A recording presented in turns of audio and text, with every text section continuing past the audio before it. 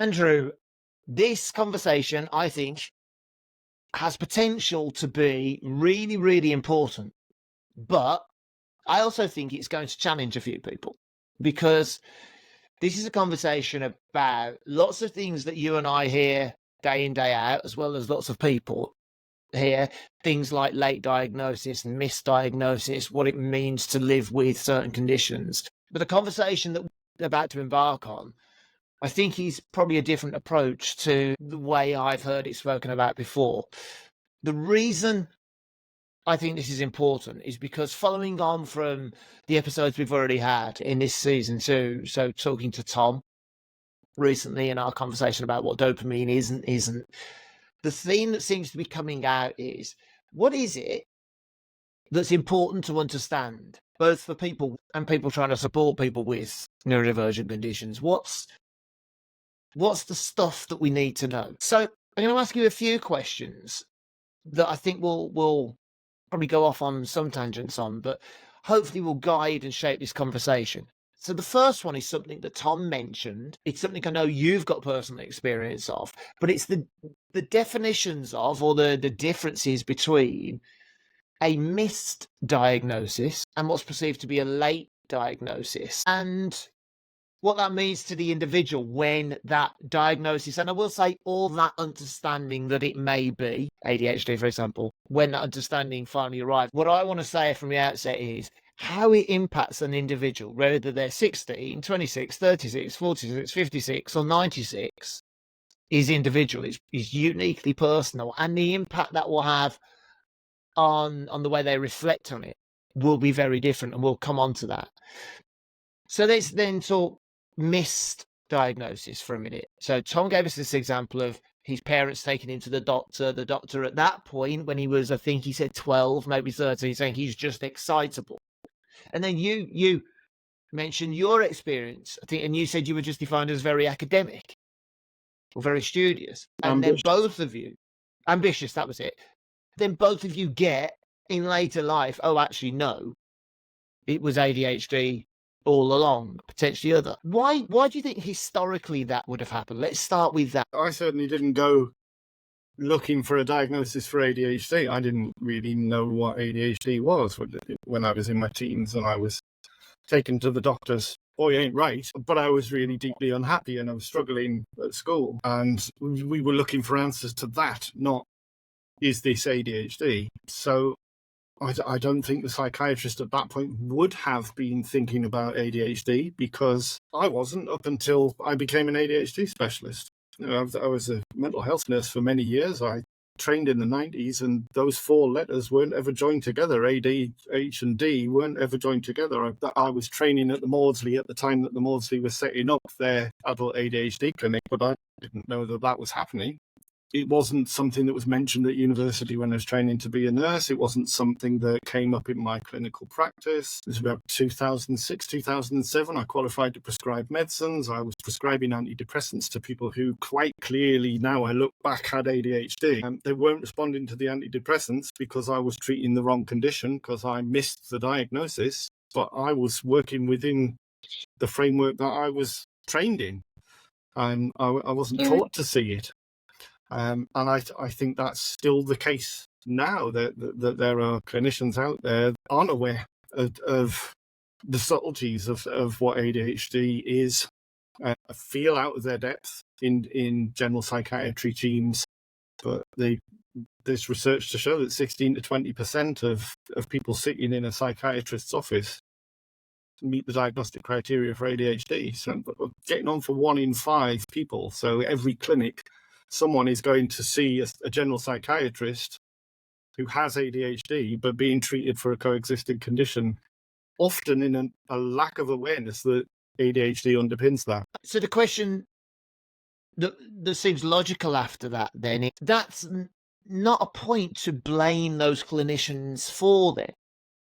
Because I hear that conversation, oh, my diagnosis was missed, it's their fault. But if that's the model that those clinicians are working to, and I guess, moreover, if that's their focus, if their focus isn't joining those 4 letters together, yes, it's unfortunately likely that it will be missed. And I guess we can broaden that conversation for all of the women listening as well about for how long it was much harder for women and girls to receive diagnosis, whether it was autism or ADHD, because the research and the way it was diagnosed was predominantly focused on how it presented in boys, and B, because again, just because of that, so often girls would not present with what looked like at any point classic, quote unquote, autism or ADHD symptoms. So the risk factors that people may have been taken to GPs in their youth and not come out with these 4 letters of ADHD or autism were, I guess, inherently higher. Is that fair to say, do you think? Yeah. Okay.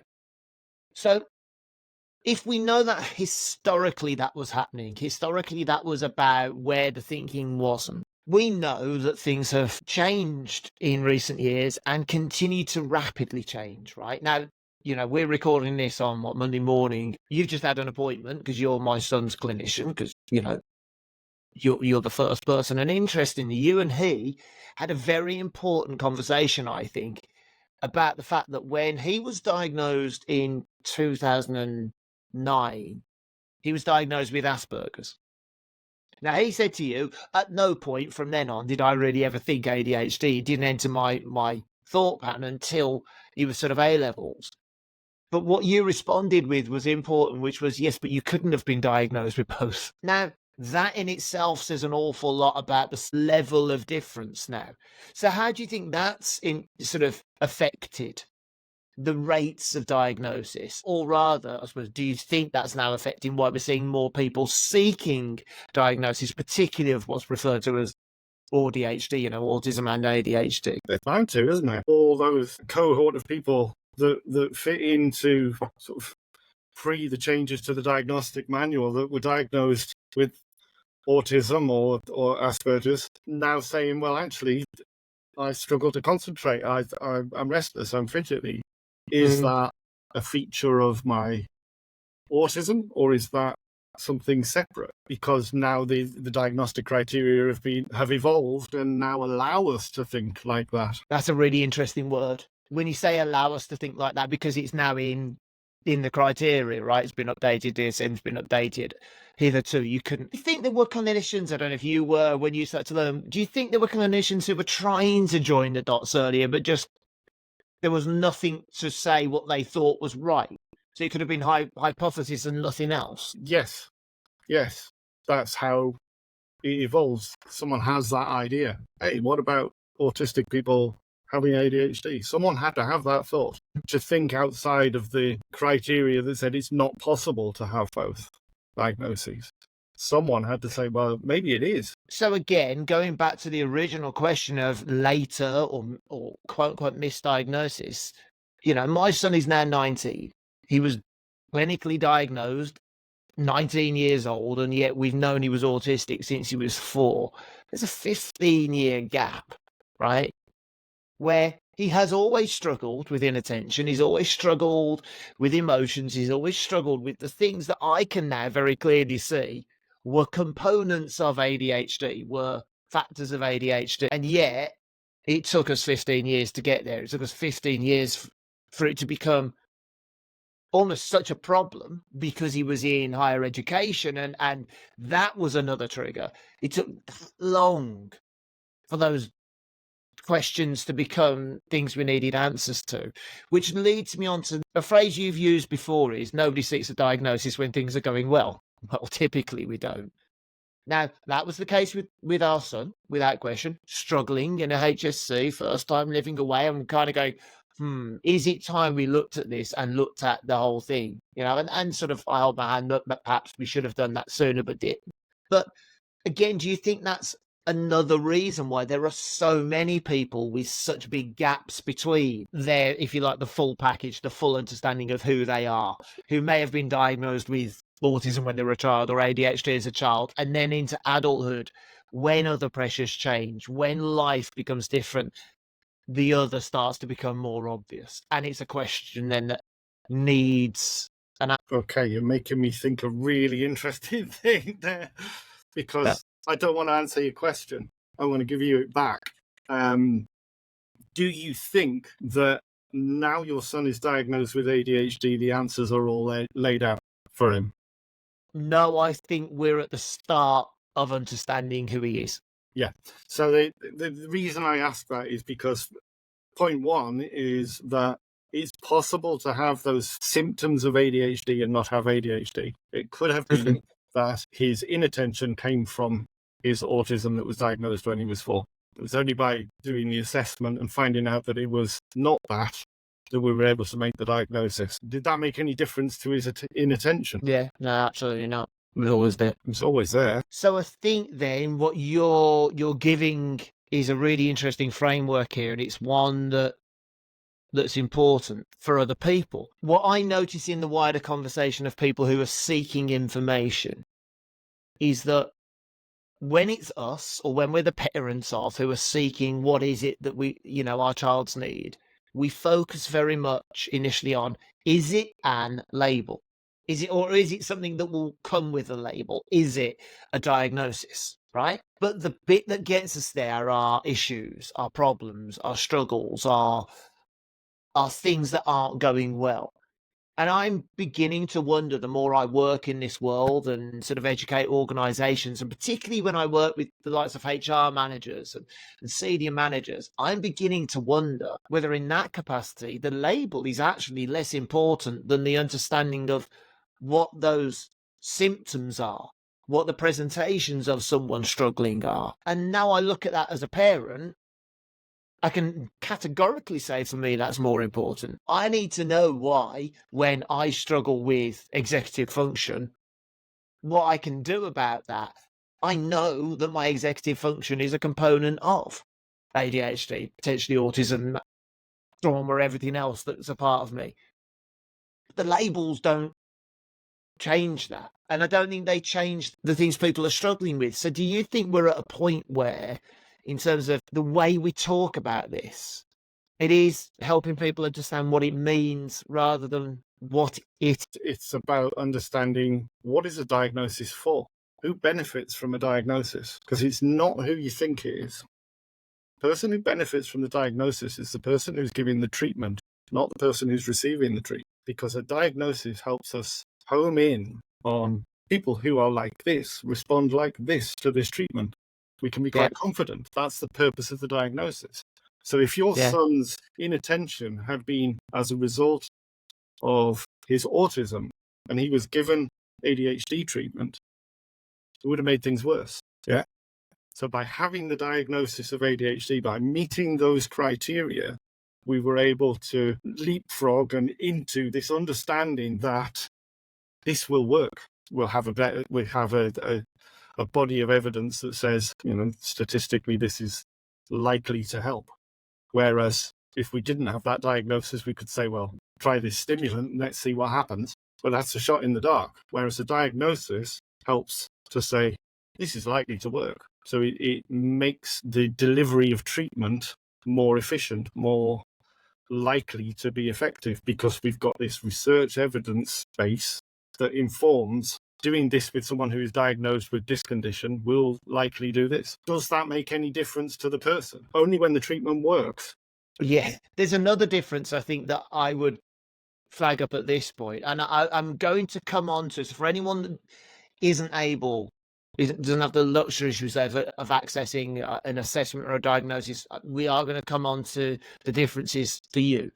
But right now, I think the big difference that just popped into my head was where a diagnosis helps the person treating. I've never yet met somebody who's had a clinical diagnosis who's then not gone through quite a similar series of responses, emotional, psychological responses to that information. Inevitably, it starts with that's why, sort of a thought process. Yeah? There's steps before that. Yeah? There's steps before that. So it starts before the assessment. Yeah, when you're thinking about it. Not just when you're thinking about it, but that night before, when you're thinking, I'm just wasting people's time. It's not that. What if I'm wrong? What if I'm wrong? What if this is just me being silly? And there's like a lot of people go through that experience, particularly the night before. It's quite normal to start doubting whether or not you should even go ahead with it, whether or not it's just a waste of everybody's time and you're just being silly. And maybe it happens long before the night before. You know, maybe it was happening to me when I was saying to my patients, no, I haven't got ADHD. Yeah, that's not me. Well, I think you're right. And so this is where the diagnosis, self-awareness comes in, because that's the very start, isn't it? When we're trying to answer questions, or when we're struggling and trying to find answers to our struggles, before we, if we're in a position to go to the doctor or go private, what do? We look on the internet. We look for information that says, oh, someone else is going through that and they say they've got, I wonder. Right? There's that period of trying to understand. I think it's interesting. I know that when I was diagnosed, one of the first things I said to my clinician was, "Are you sure?" And I knew he was irrefutable, but I genuinely remember saying, "Are you sure?" Which is A, weirdly offensive, but B, I think goes back to what you say of, I am at that point thinking, really? Because actually that was the beginning of me saying, "Are you sure?" was the start of me going, well, that changes everything. Now that's a fundamental change. But I think after that, that's why, you know, I will list in order the things I see all the time over a period of time from almost anyone that's realised that they're neurodivergent, right? We go from, oh, that's why, to grief and anger and sadness and resentment sort of combined. We go to a questioning phase where I went through this. Yeah, but is it really though? Am I putting this on? Are the meds making any difference? Can it really be? So I'm yet to meet anyone that's then not gone into a bombastic, right, that's it, I'm going to tell the world about this, I'm going to become an educator and advocator, and I say this with no hint of irony because it's exactly what I did. Yes, but that kind of bombastic, I need to tell everyone about my experience of this because it's a cathartic experience. It makes us feel like we're making a difference, which is fine. To then exhaustion from it all, feeling like I'm completely overwhelmed with this new person and this new information and this new knowledge, to then denial again, flat out. No, it's not me. To eventually, at some point, acceptance and just taking a breath and going, okay, yes, I can see how all of those things I've struggled with were because of, and there's nothing I can say that makes that different, right? Now, I see that time and time again, and I guess you must see similar, and probably maybe went through similar as well, as Sarah and all the people we know. The thing that I think is becoming evident to me at the moment is during those phases, particularly if we're talking ADHD, particularly if we're talking people who have got access to medication because they've got a clinical diagnosis. Do you think it's important that people understand that's going to affect their perception of how well things are working as they go through all that other stuff? And do you think that may be why sometimes people think the meds just aren't working? But it's not that the meds aren't working, it's that they're readjusting. So I'm not sure you're aware of this, but you've just described the model of grief. So the Kubler-Ross model of grief talks about these stages, and you've worked through almost like you were reading it from a textbook, what the stages of grief are. So initially, denial. We don't want to face it. We look for ways out the night before. Oh, I'm just wasting people's time. You saying, are you sure? That was your last grasp, but maybe it's not. It's avoiding that. It becomes more and more inevitable that I'm going to have to face this thing. And then you face it and you get angry. All that emotion spills out. It's the same with bereavement. Then you start making deals. You start cutting deals. How am I going to find a way out of this? How minimize this, make it less, and then comes the low mood. Then comes the, this is real, this is happening to me, I have to face this. And I think that's the stage at which the evangelists kick in, isn't it? It's part of that. Yeah, okay, I do have this diagnosis. Isn't acceptance? No, acceptance not even close. when it makes sense. Just like acceptance comes when you face the fact that that person who has died isn't ever going to talk to you again. Yeah. In a bereavement. Yeah. It's the same journey. But I think people enter into this process of diagnosis They enter into this process of diagnosis thinking it's going to be some burden is going to be lifted, rather than seeing it as an experience, and it's going to change everything. It's And you do have interesting to that face the.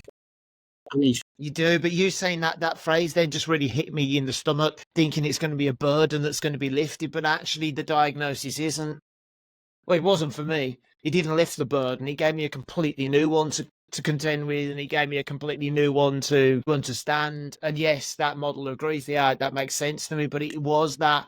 And I think I see it a lot. People that think the diagnosis, that confirmation will be it. Ah, brilliant. I know it's why you asked about Oscar. It's the start. It's nowhere near the end of the conversation or the journey. I think what's interesting, and it is a conversation, is there's the conversation we've got to have with ourselves at that point to work through that process, that Grace model. But I think it's made so much harder because we've also, most of us have got other people in our lives that are impacted by that, whether it's our partners, our friends, our family, or colleagues at work. And I see it playing out very differently when people feel, as they go through that process, they feel really nervous or thrown about how they should communicate their needs to people that have known them, sometimes forever. And interestingly, I saw an example of this week where someone was talking online about, believe they were clinically diagnosed with autism and may have been self-diagnosed,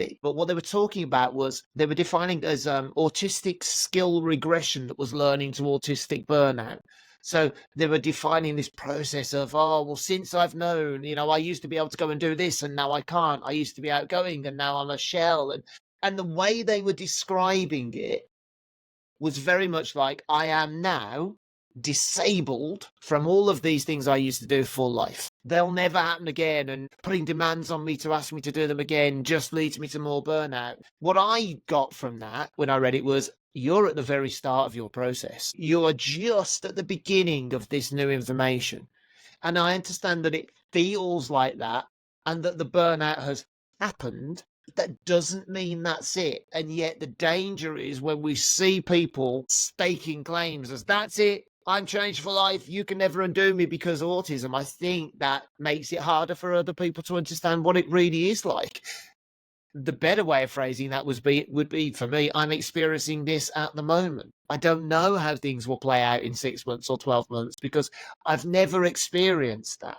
But right now I could do with a little bit of empathy or kindness because I'm struggling, which is a similar way that I advocate for things being discussed in the workplace. But do you think that's part of the process as well? Is that part of that model of grief, of very bombastically staking that this is my new reality and I feel like it will never change? Hi folks, it's Matt. Sorry to butt in, but I'll be really quick.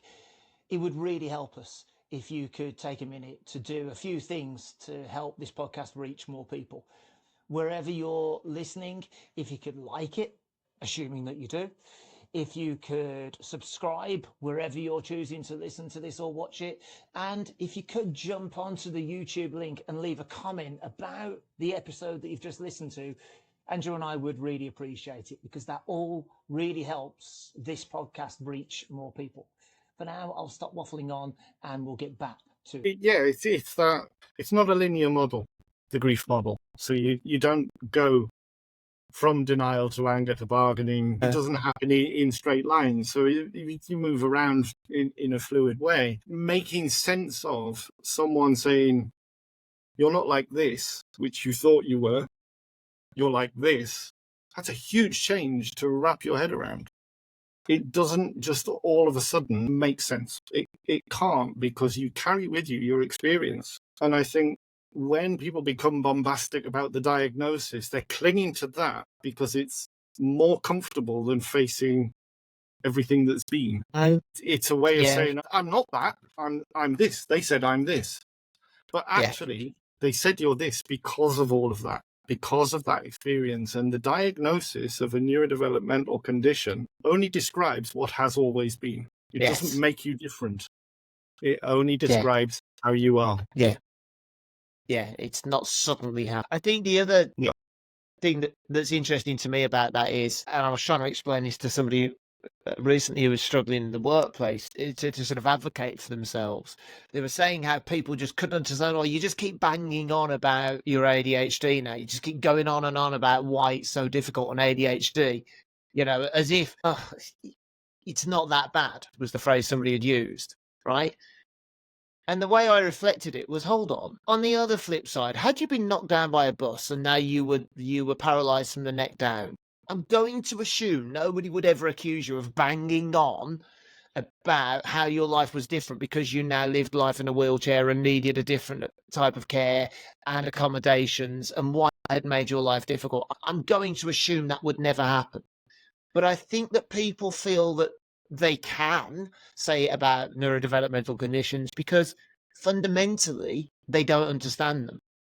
They can't see them particularly. I don't look any different now, apart from my hair changes length, than I did before I had clinical diagnosis of anything. Right? So I get why people might think, oh, you're just harping on, oh, yeah, it's not that hard. And yet they don't spend the day in our heads when the noise doesn't shut off or we can't do the things we're supposed to do. But I think that comes back to the way people are talking about these things as well that may be more useful. So the question I think this leads me on to is this: as a clinician, I guess, first, maybe, and as somebody with, do you think it's more relevant that there's more conversation about what it means to have rather than the clinical definition of having, for example, ADHD or autism? It depends who you are. If you're a clinician and you're looking to prescribe a treatment, a diagnosis is more important because that informs your decision. Yeah. But if you're the person, then what that means is far more important because the diagnosis doesn't actually mean anything. What the diagnosis is it's a shorthand for how difficult it is because of these things. So let's look at those things. Let's accommodate those things. But how many people are out there? We've talked a lot about people who are sort of evangelist, newly diagnosed people. How many people out there aren't diagnosed and are saying, I'm struggling, but it's not that bad? Because I was one of those. It's not that bad. Yeah. And the night before the assessment going out, it's not that bad. Interestingly, I think that sort of runs parallel to a conversation that I saw recently about, because more people are being diagnosed, particularly with autism and ADHD, but autism is the one that I think this was aimed at. There are more people now, how do I phrase this without being shot down, shoot me down, who would be harder to spot were autistic. Now, look, hold my hand up. What does autism look like? I get that. I understand that's based on an old concept, an old model, right? And I know that, so feel free to shoot me down. That's not what I mean. But the conversation, somebody genuinely in HR asked the question. It's just really hard to know what autism is now because so many people look like they don't really struggle with anything that looks like autism. Aren't we just talking about an anxious generation of socially awkward people? Now, I took a bridge with that for various reasons, but the reason I think it's important to raise it here is because it's that perception, that person's view has come from the way they are seeing autism presented in a professional capacity on LinkedIn, for example. And it's making them question what it means and what are they supposed to do to support people? What does that look like? And I think that's why that conversation, for me, it's then not about defining it's autism. It's about saying, I am finding these things difficult. These are where I feel disadvantaged. And this is the support that I believe would help. Does it matter whether that's got the label of autism attached to it or not? No. It matters that if I get that support, I may be able to do things differently, better, more comfortably, whatever that may mean. But I think that shift in that conversation of that person trying to define autism is based on what they thought autism looked like, which is clearly based on a very old concept and presentation, right? But it's making it difficult. And that I think is, again, this thing of it's almost like a reclassification of things, isn't it? You know, we've got terms now like we used to talk about. It's the ends of the spectrum, and I know it's not a linear spectrum. So we're doing all sorts of, making all sorts of faux pas that we're not supposed to make. You know, you're talking about Dustin Hoffman on one hand, but at the other end of that spectrum is the person who's been a little bit shy, and that's the experience they carry into the workplace about social communication difficulties. And they think, oh, that must be what autism is. And it's not any more than the person who worries whether or not they've left the iron on has any experience of what it's like to live with ADHD. Yeah. But people will bring their experience, their understanding. It's natural to do that. Yeah, I agree. And I think that's where this advocacy / education piece and what you and I are so invested in trying to do, perhaps differently, I think is so important. I would much rather people felt comfortable to say, this is what it feels like being me. This is how it feels for me to be riddled with anxiety or shyness or social awkwardness, having to follow a rigid process or worrying that I've left the iron on or distractibility and so on, without feeling like it had to always be labelled first. My ADHD means, no, I feel, I experience, my world is this, and therefore the help I may need is that, I think is a much better, broadly speaking, easier to understand for other people conversation to start having. But I think social media has a big role to play in this because it's all reels and memes and you know, 10 things you didn't know were ADHD that probably aren't, but I'm going to say they are on social media that are causing the problems. I think it's about trying to turn the ship a little bit and say, please explain what it's like to be you. If you feel you want to or need to contextualize that with because my neurodivergent condition, fine. But what you want people to do fundamentally is understand your experience of the world and to find ways to make it easier for you. Yeah. So, let's go into a noisy office environment, to use a real ND cliche accommodation, right? We're going to go into this noisy office environment. What we're going to do to help noise cancelling headphones. Does it matter whether I need those noise cancelling headphones because the extra noise on top of all the thoughts in my head is too much of a distraction, or because my sensory sensitivity to auditory input is heightened, or there are so many reasons why I can't work in a noisy office that fit in the neurodivergent palette, aren't there? But it makes the noise cancelling headphones help, whatever the cause. Yeah. You don't need to be an amateur psychologist to know that those noise cancelling headphones will help. You don't need to get into the detail of someone's diagnostics to understand that an accommodation can make a difference. No matter why that noise is overwhelming, it's overwhelming. Yeah, exactly. And I think that's what's important. You see, you've neatly led into something here. You and I, as we record this, are about to start conducting a series of interviews based on a new report that's being released. So that will be released on, let me get my dates right, the 16th of July.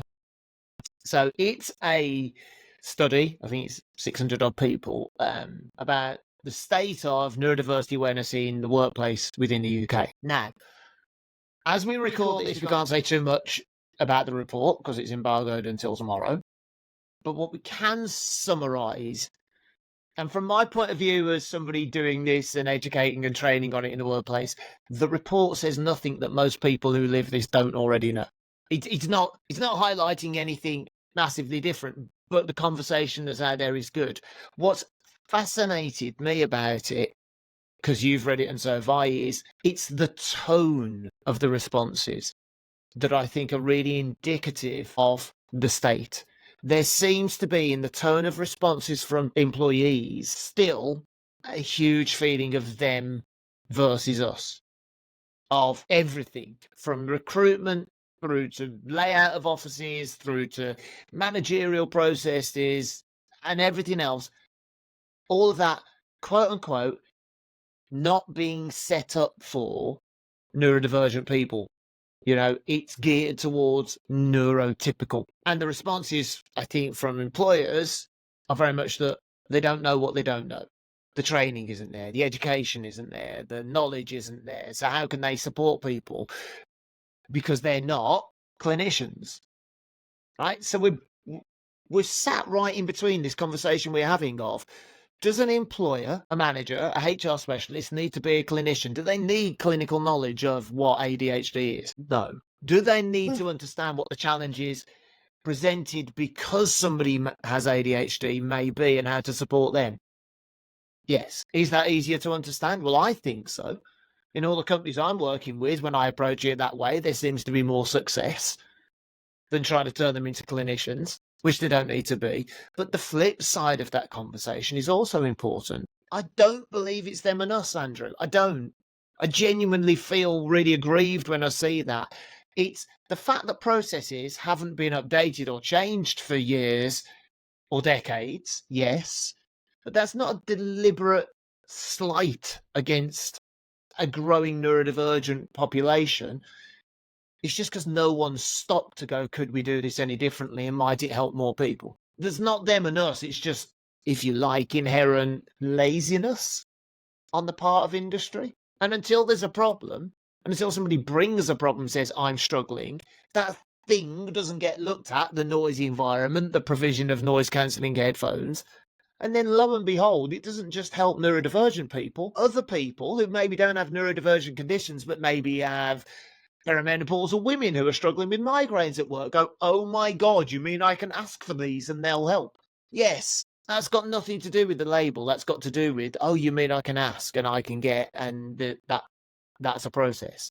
I find it fascinating, with that report, that's to me what it's highlighting is the tone, right? The tone to them and us, and actually we need to find a way to reach them. Yeah, I think that I know I flippantly said we don't need to be amateur psychologists. The way you're describing it, it sounds like employers are looking to understand more than they need to understand.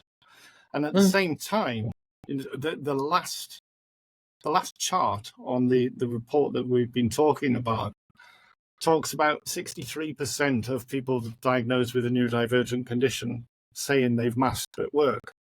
Well, how can your employer know what you need if you're hiding it? Yes. So, there's this sort of, we'll just not talk about it. We'll just pretend like it's not happening.